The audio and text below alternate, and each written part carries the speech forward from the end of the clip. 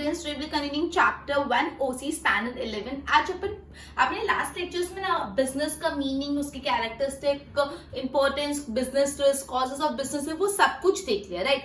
अभी अपन बिजनेस, अपन ने पढ़ा था इकोनॉमिक एक्टिविटी 3 टाइप की होती है। एक होता है बिजनेस, दूसरा होता है प्रोफेशनल, तीसरा होता है employment, right. Economic activity 3 type की होती है। एक होता है बिजनेस, दूसरा प्रोफेशनल, तीसरा एम्प्लॉयमेंट। बिजनेस का पूरा कंटेंट अपन ने स्टडी कर लिया, बिजनेस क्या होता है। अभी अपन प्रोफेशन के बारे में पढ़ने वाले, प्रोफेशन क्या होता है। अब अगर अपन कुछ टेक्स्ट बुक लैंग्वेज नहीं देगी तो भी प्रोफेशन मतलब आपको क्या समझ आता है। Doctors, chartered accountant, lawyers, teachers, ये प्रोफेशन होते हैं, प्रोफेशनल्स होते हैं। ये लोग प्रोफेशनल क्यों कहलाए जाते हैं? प्रोफेशनल मतलब क्या होता है? कोई भी इंसान जिसमें एक्सपर्ट नॉलेज, स्किल, ट्रेनिंग, कुछ भी एक्सपर्ट नॉलेज हो, ठीक है। तो person with specialised skill, knowledge, training, professional education, किसी भी इंसान में कोई प्रोफेशनल स्किल, कोई नॉलेज हो, ट्रेनिंग हो, स्किल हो, अब वो अपनी सर्विसेज रेंडर कर रहे हैं। रेंडर मतलब अपनी सर्विसेज दे रहा है एंड इन रिटर्न वो क्या चार्ज कर रहा है? फीस चार्ज कर रहा है। तो इसको बोलते हैं प्रोफेशन, ठीक है। Profession basically a person with specialised knowledge, कोई भी इंसान में स्पेशलाइज्ड नॉलेज हो, कोई स्किल हो, कोई ट्रेनिंग हो, और वो पर्सन सर्विसेज रेंडर कर रहा है पब्लिक, और सर्विसेज दे के सामने क्या चार्ज कर रहा है? फीस चार्ज कर रहा है। अब जैसे एक डॉक्टर है, डॉक्टर अपने मेडिकल फील्ड में स्पेशलाइज्ड है, तो डॉक्टर अपनी मेडिकल की जो भी एक्सपर्ट नॉलेज है वो रेंडर कर रहा है, अपनी सर्विसेज दे रहा है, और सामने क्या चार्ज कर रहा है? अपन डॉक्टर को फीस देते हैं तो फीस चार्ज कर रहा है। तो यहाँ पे जो डॉक्टर है वो प्रोफेशनल है। डॉक्टर प्रोफेशनल इसलिए बिकॉज वो मेडिकल में एक्सपर्ट है, मेडिकल में उसकी स्पेशलाइजेशन है, और वो सर्विसेज रेंडर करके फीस चार्ज कर रहे हैं, राइट। एक टीचर है, तो टीचर क्या करे? एजुकेशन दे रही है, वो टीचिंग में एक्सपर्ट है, उनकी स्पेशलाइज्ड नॉलेज है, टीचिंग करके सामने क्या फीस चार्ज कर रही है, तो again that is a profession. एक चार्टर्ड अकाउंटेंट है, चार्टर्ड अकाउंटेंट को अकाउंटेंसी, टैक्सेशन, इन सब के बारे में स्पेशलाइज्ड नॉलेज है। अब वो स्पेशलाइज्ड नॉलेज अपने क्लाइंट्स को देते हैं और क्लाइंट से फीस चार्ज करते हैं, तो चार्टर्ड अकाउंटेंट भी प्रोफेशनल्स हो गए। तो प्रोफेशन बेसिकली 3 कंसेप्ट पे बेसिक 3 पॉइंट्स याद रखना। स्पेशलाइज्ड स्किल, नॉलेज और ट्रेनिंग होनी चाहिए, सर्विसेज रेंडर करना चाहिए, और सामने से फीस आनी चाहिए। ये 3 क्राइटेरिया फुलफिल हो गए तो उसको अपन प्रोफेशन बोलेंगे, राइट। अब प्रोफेशंस जो भी होते हैं, they have to obtain the membership of respective professional association. मतलब क्या होता है? जो भी प्रोफेशनल्स होते हैं उनको रिस्पेक्टिव प्रोफेशनल एसोसिएशन की मेंबरशिप लेनी पड़ती है। मतलब respective professional association, suppose for example एक चार्टर्ड अकाउंटेंट है, तो एक चार्टर्ड अकाउंटेंट का खुद का प्रोफेशनल एसोसिएशन होता है। एक चार्टर्ड अकाउंटेंट है तो जितने भी चार्टर्ड अकाउंटेंट है उन सबका एक ग्रुप होता है, एसोसिएशन होता है, जो उनको बोलते हैं इसका प्रोफेशनल एसोसिएशन। तो वो एसोसिएशन की मेंबरशिप ऑब्टेन करनी पड़ती है। अगर एक चार्टर्ड अकाउंटेंट बन गया तो जो चार्टर्ड अकाउंटेंट का एसोसिएशन है उसकी क्या लेनी पड़ती है? मेंबरशिप की। हाँ, हम भी उस चार्टर्ड अकाउंटेंट एसोसिएशन के मेंबर है। जैसे चार्टर्ड अकाउंटेंट का एसोसिएशन होता है, वैसे जो लॉयर्स होते हैं, तो जितने भी लॉयर्स है सबका एक एसोसिएशन होता है। लॉयर बनने के बाद उस एसोसिएशन की मेंबरशिप लेनी होती है। डॉक्टर्स है तो डॉक्टर्स का खुद का एक एसोसिएशन होता है, और डॉक्टर बनने के बाद उस एसोसिएशन का मेंबरशिप लेना पड़ता है। तो जितने भी प्रोफेशनल एसोसिएशन होते हैं उसकी मेंबरशिप लेना जरूरी है। जो भी प्रोफेशन होता है, they have to obtain the membership of respective professional association. जो भी रिस्पेक्टिव प्रोफेशनल एसोसिएशन है उसकी मेंबरशिप लेना जरूरी है, right. Okay, then has to obtain the code of conduct of association। अब ये जो भी रिस्पेक्टिव प्रोफेशनल एसोसिएशन है उसके कुछ कोड ऑफ कंडक्ट होते हैं। कोड ऑफ कंडक्ट मतलब क्या होता है? COC, code of conduct. Code of conduct मतलब ये होता है कि एसोसिएशन बोलता है डूज एंड डोंट, ये कर सकते हैं, ये नहीं कर सकते, ऐसे बिहेव करना है, ये करना है। कोड ऑफ कंडक्ट, बिहेव करने के, कंडक्ट करने के कुछ कोड्स ऑफ कंडक्ट को आप सिंपल टर्म्स में रूल्स और रेगुलेशन भी समझ सकते हो। तो जो भी रिस्पेक्टिव प्रोफेशनल एसोसिएशन की रूल्स और रेगुलेशन है उसको ओबे करना जरूरी है। अगर सपोज कोई चार्टर्ड अकाउंटेंट के एसोसिएशन का मेंबर है तो वो चार्टर्ड अकाउंटेंट एसोसिएशन की जो भी कोड ऑफ कंडक्ट है वो चार्टर्ड अकाउंटेंट को फॉलो करने पड़ेंगे, right. Okay, similarly doctors and similarly lawyers, professional skill can also be used in employment। अब जो भी प्रोफेशनल होता है वो अपनी प्रोफेशनल स्किल को एम्प्लॉयमेंट में भी यूज कर सकता है। कैसे? एक डॉक्टर है, डॉक्टर के पास प्रोफेशनल स्किल है, उसके पास नॉलेज है, एक्सपीरियंस है, स्पेशलाइज्ड नॉलेज है मेडिकल में। अब जरूरी नहीं कि वो अपनी सर्विसेज रेंडर करके फीस चार्ज कर रहा है, वो अपनी ये नॉलेज, अपने प्रोफेशन को, प्रोफेशनलिज्म को वो यूज कर रहा है एम्प्लॉयमेंट में। मतलब सपोज एक बड़ी सी हॉस्पिटल में वो जॉब कर रहा है, और जॉब करने के साथ वो अपनी स्किल्स रेंडर कर रहा है, उसको सैलरी मिल रही है। तो यहाँ पे वो प्रोफेशन की है, वो एम्प्लॉयमेंट के बेसिस पे, मतलब वो कहीं जॉब कर रहा है और सैलरी ले रहा है। तो ऐसा भी हो सकता है कि प्रोफेशनल को आप एज एन एम्प्लॉयमेंट यूज कर सकते हो। प्रोफेशनल स्किल्स जो होती है उसको आप एज एन एम्प्लॉयमेंट भी यूज कर सकते हो। एक चार्टर्ड अकाउंटेंट के पास प्रोफेशनल स्किल है टैक्सेशन की, बट वो खुद की ऑफिस नहीं खोली उसने, वो किसी और चार्टर्ड अकाउंटेंट के अंदर या कोई और कंपनी में as a chartered accountant job कर रहा है। तो यहाँ पे प्रोफेशनल स्किल्स जो है कैसे यूज इन एम्प्लॉयमेंट, राइट। तो जो भी प्रोफेशनल स्किल्स होती है उसको एम्प्लॉयमेंट की तरह भी यूज करा जा सकता है। जब कोई प्रोफेशनल कहीं जॉब करता है तब प्रोफेशनल स्किल्स को एम्प्लॉयमेंट की तरह यूज किया जाता है। मैंने एग्जाम्पल आपको दिया, राइट। तो अभी तक मैंने इंट्रोडक्शन पढ़ा प्रोफेशन का इंट्रोडक्शन अपने बड़ा स्पेशलाइज स्किल, नॉलेज, एक्सपीरियंस होना चाहिए, सर्विसेज रेंडर कर रहे हैं और सामने से क्या चार्ज हो रहा है, फीस चार्ज हो रहा है। जो भी प्रोफेशनल होते हैं उनके प्रोफेशनल एसोसिएशन होती है, वो प्रोफेशनल एसोसिएशन की मेंबरशिप लेना जरूरी है, कंपलसरी है। फिर जो भी उस प्रोफेशनल एसोसिएशन की कोड ऑफ कंडक्ट है वो फॉलो करना, कोड ऑफ कंडक्ट में रूल्स और रेगुलेशन फॉलो करना जरूरी है।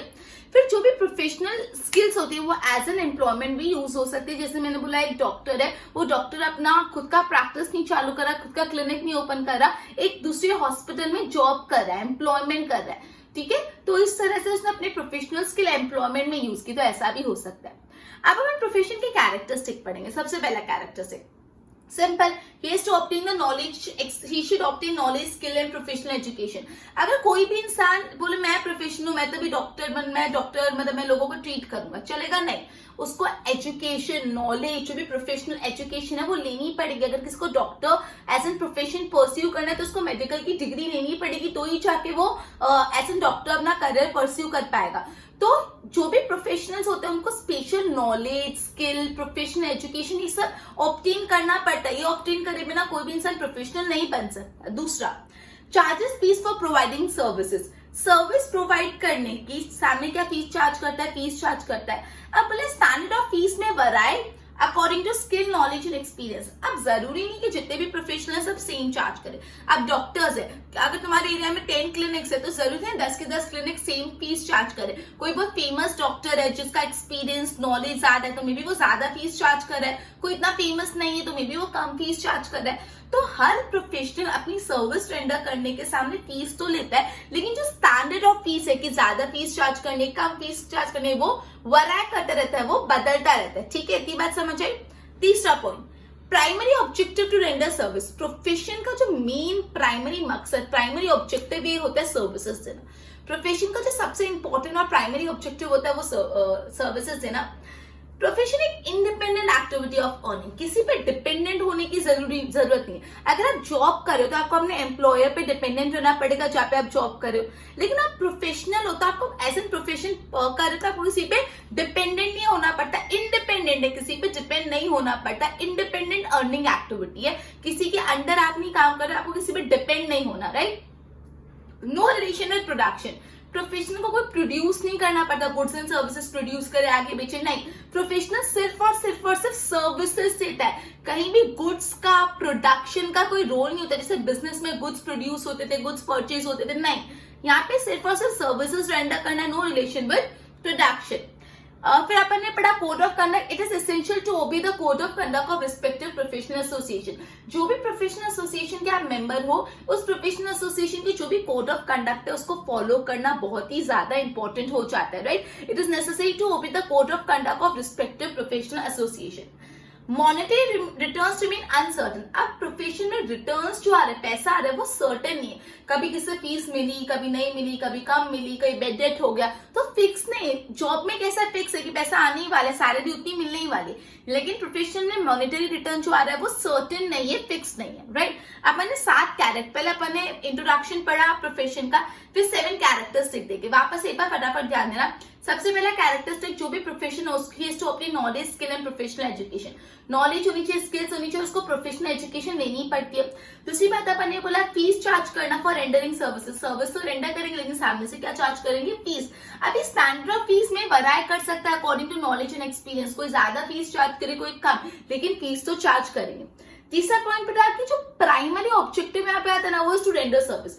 प्रोफेशन का जो प्राइमरी ऑब्जेक्टिव इतना ही है, टू रेंडर सर्विस। और फोर्थ इसके साथ नो रिलेशन विद प्रोडक्शन, ये साथ में लर्न करना। प्राइमरी ऑब्जेक्टिव है to render service and no relation with production.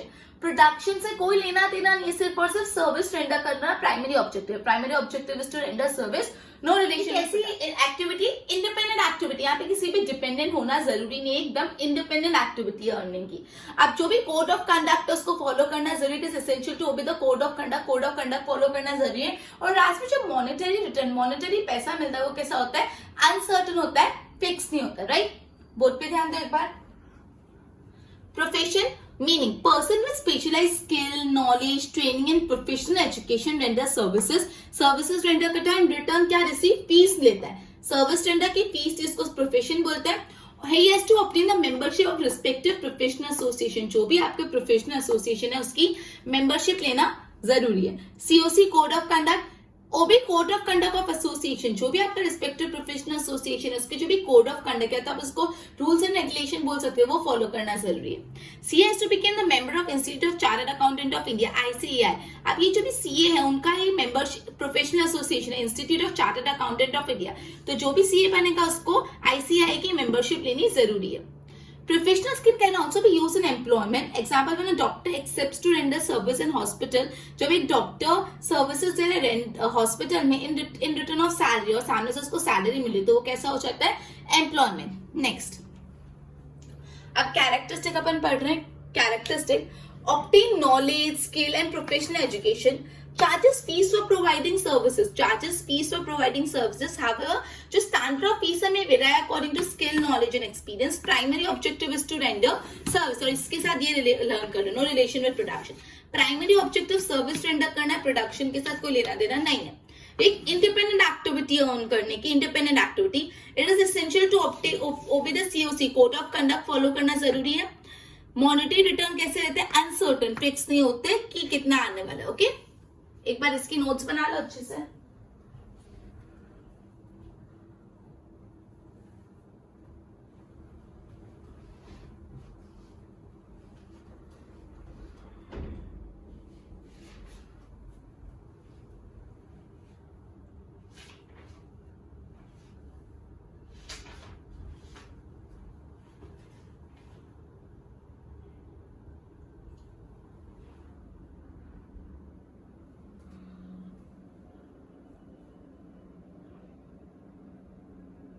Okay, अब अपन ने जैसे प्रोफेशन के बारे में पढ़ा, अब एम्प्लॉयमेंट के बारे में पढ़ा। अपन ने इकोनॉमिक एक्टिविटी 3 टाइप की होती है, बिजनेस, प्रोफेशन, एम्प्लॉयमेंट। बिजनेस पूरा डिटेल में पढ़ा, थोड़ा लेंदी था, फिर प्रोफेशन पढ़ा, फिर अभी एम्प्लॉयमेंट पढ़ा। एम्प्लॉयमेंट मतलब सिंपल टर्म्स में क्या होता है, जॉब करना।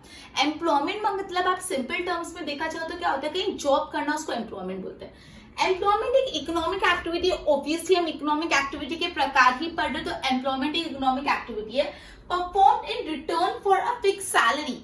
इकोनॉमिक एक्टिविटी परफॉर्म करे, सामने से क्या मिलने वाला है, फिक्स सैलरी, एक अमाउंट मिलने वाली है।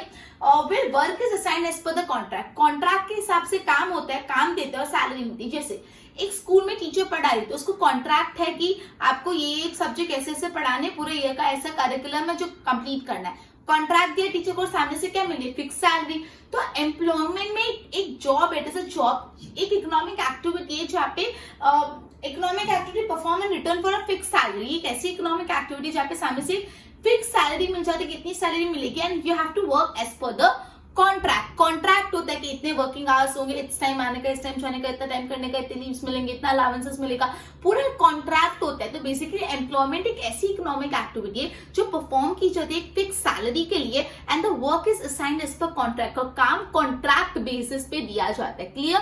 प्रोफेशन में क्या था, स्पेशलाइज स्किल, नॉलेज, अपनी सर्विसेज देते हैं, सामने से फीस चार्ज करते हैं, नहीं।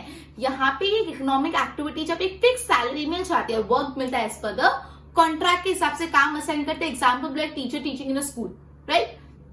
अब कैरेक्टरिस्टिक एम्प्लॉयमेंट का फिक्स सैलरी, पहली बार सैलरी फिक्स होती है। एम्प्लॉयमेंट जॉब मतलब fix salary, fix salary is paid at a fixed interval, और फिक्स्ड इंटरवल मंथ एंडिंग में, मंथ स्टार्टिंग में, जो भी फिक्स्ड इंटरवल होता है, महीने की सैलरी या महीने वाइज मिलती है, क्वार्टरली मिलती है, 3 महीने के एक साथ, 6 महीने एक साथ, जो भी हो, फिक्स सैलरी मिल जाती है फिक्स्ड इंटरवल पे। इस टाइम पे आपको इतनी सैलरी मिल जाएगी, इन रिटर्न ऑफ फिजिकल या मेंटल वर्क। या तो फिजिकल वर्क, सपोज कोई लेबर है जो फिजिकल वर्क कर रहा है, कुछ उठा रहा है, रख रहा है, फिजिकल वर्क, या मेंटल वर्क कोई क्लरिकल वर्क करना, जब दिमाग लगाना है या कुछ मार्केटिंग का काम करना है, ठीक है। तो या तो आप फिजिकल वर्क करोगे या तो मेंटल वर्क करोगे और सामने से फिक्स सैलरी मिल जाएगी, वही फिक्स इंटरवल पे।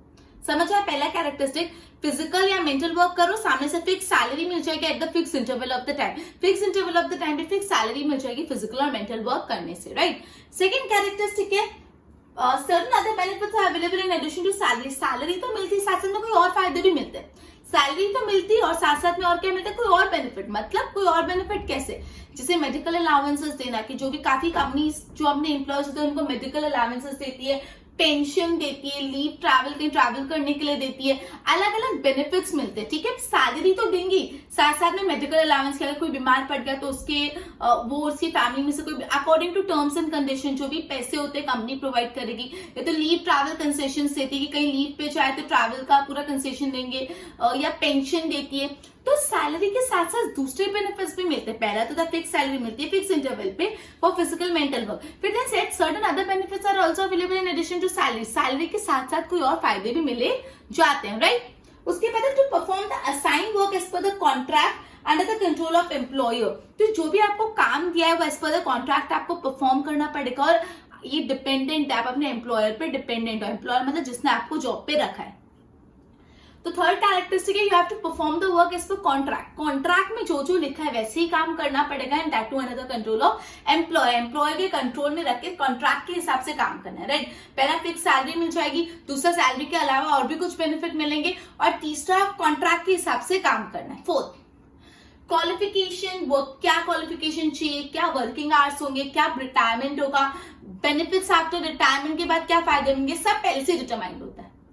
क्या क्वालिफिकेशन चाहिए, क्या वर्किंग आवर्स होंगे, क्या रिटायरमेंट कैसे होगा, रिटायरमेंट के बाद क्या फायदे मिलेंगे, सब कैसे होता है प्री डिटरमाइंड। प्री डिटरमाइंड मतलब पहले से डिसाइड कर लेते हैं कि भाई इतना वर्किंग आवर्स रहेंगे, इतनी क्वालिफिकेशन चाहिए, ऐसी क्वालिफिकेशन चाहिए, रिटायरमेंट कब होगा, सब डिसाइड करा जा सकता है। एम्प्लॉयमेंट एक डिपेंडेंट एक्टिविटी, कैसी एक्टिविटी, डिपेंडेंट एक्टिविटी। अपन को प्रोफेशन कैसी एक्टिविटी थी, इंडिपेंडेंट एक्टिविटी, किस पे डिपेंड नहीं होना। लेकिन एम्प्लॉयमेंट एक डिपेंडेंट एक्टिविटी है, आपको अपने एम्प्लॉयर पे डिपेंड करना होता है। Clear.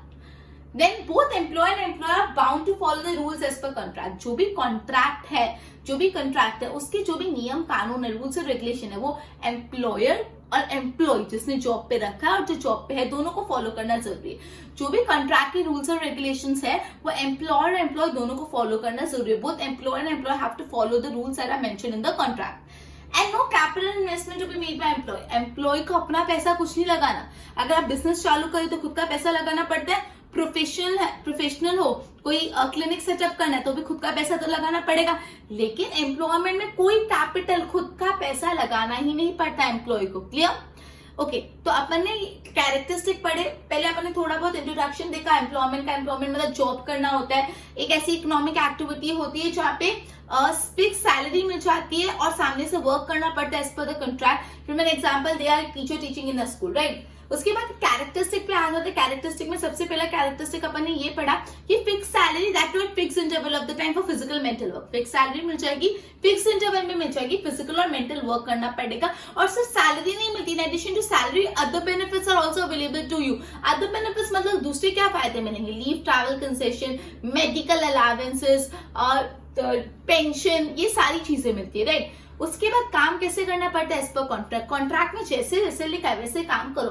Work is to be perform as per the contract. फिर फोर्थ पॉइंट आ जाता है जो भी क्वालिफिकेशन होते हैं, जो वर्किंग आवर्स, कितना काम करना है, कब जाना है, कब आना है, क्या क्वालिफिकेशन चाहिए, रिटायरमेंट बेनिफिट्स, रिटायरमेंट की बात करेंगे, all these are predetermined, मतलब पहले से डिसाइडेड होते हैं, राइट। उसके बाद एम्प्लॉयमेंट एक डिपेंडेंट एक्टिविटी। डिपेंडेंट मतलब इंडिपेंडेंट है, खुद जैसा करना है कर लो। कैसी एक्टिविटी है, आपको अपने एम्प्लॉयर पे डिपेंड होना पड़ता है। अब है बोथ एम्प्लॉयर और एम्प्लॉय, दोनों को एम्प्लॉयर और employee have to follow the rules mentioned in contract. Contract में जो भी रूल्स बोले दोनों को फॉलो करने पड़ेंगे। और लास्ट, कोई भी कैपिटल इन्वेस्टमेंट नहीं चाहिए, पैसा लगाना ही नहीं पड़ता, कोई भी कैपिटल इन्वेस्टमेंट नहीं चाहिए, राइट। बोर्ड पे ध्यान दो।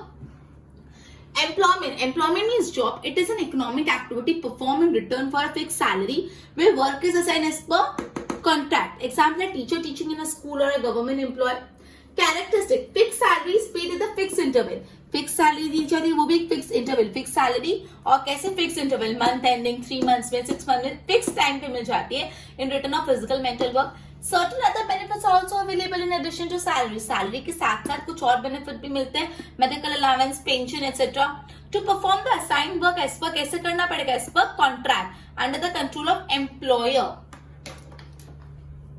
जो qualification, working hour, retirement, benefit after retirement, ये कैसे होते हैं, पहले से डिसाइडेड, प्री डिटरमाइंड। एम्प्लॉयमेंट कैसी activity, dependent activity, right. Both employer and employer are bound to follow the rules as per the contract, उनको सारे रूल्स फॉलो करने पड़ेंगे। And then no capital investment is made by employee, employee को कोई भी पैसा लगाने की जरूरत नहीं है। ओके, तो अपन ने आज प्रोफेशन और एम्प्लॉयमेंट को डिटेल में पढ़ा। प्रोफेशन में क्या होता था, प्रोफेशन में आपकी जो स्पेशलाइज स्किल है, स्पेशलाइज नॉलेज है, वो आप रेंडर करो, specialise skill, specialise knowledge render करो, राइट। और सामने से आपको फीस मिलेगी, ठीक है। और एम्प्लॉयमेंट में क्या मिलता है, सैलरी मिलता है, और वर्क कैसे करना पड़ता है, इस पर कॉन्ट्रैक्ट और सारे कैरेक्टरिस्टिक, ठीक है। आज का अपना लेक्चर इधर ही कंप्लीट होता है, एक बार इसके नोट्स बना लो। Good bye everyone.